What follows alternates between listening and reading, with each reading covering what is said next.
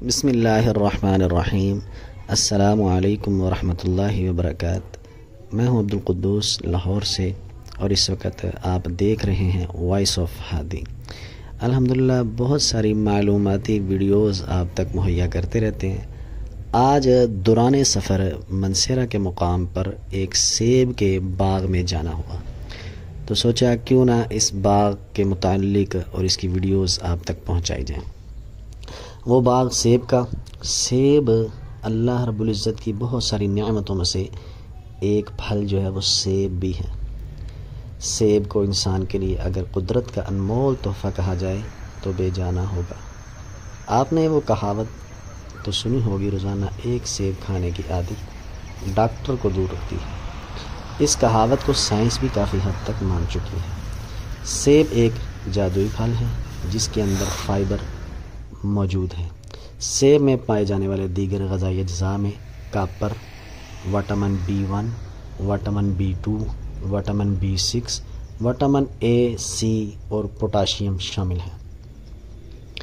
ایک تحقیق کے مطابق سبز چائے اور سیب میں ایسے کیمیکلز پائے جاتے ہیں جو انسان کو دل کے مسائل اور کینسر جیسی جان لیوا بیماریوں کے خطرات سے بچاتے ہیں۔ سیب پانی اور فائبر سے بھرپور پھل ہیں۔ سیب کو کھانے سے پہلے استعمال کیا جائے تو بھوک میں کمی آتی ہے اور ہم کھانا کم کھاتے ہیں، جو وزن میں کمی کا باعث بنتا ہے۔ ایک طبی تحقیق کے مطابق جو لوگ باقاعدگی سے سیب کا استعمال کرتے ہیں ان میں دمہ کی بیماری کا خطرہ بہت کم پایا جاتا ہے۔ سیب میں ایک قسم کا فائبر پایا جاتا ہے جو معدے میں جا کر پری بایوٹک کا کام کرتا ہے، ایسے بیکٹیریا کی کارکردگی کو بہتر بناتا ہے جو ہاضمے کا نظام کو بہتر کرتے ہیں۔ جو خواتین سیب کا استعمال کرتی ہیں ان کو کیلشیم کی کمی کا سامنا نہیں کرنا پڑتا۔ ایسی خواتین کی ہڈیاں مضبوط ہوتی ہیں۔ سیب دل کی صحت کو برقرار رکھنے کے لیے ایک بہترین غذا تصور کی جاتی ہے۔ سیب کھانے سے دماغی صحت میں بہتری آتی ہے۔ سیب کھانے سے آپ کی جلد تر و تازہ رہتی ہے۔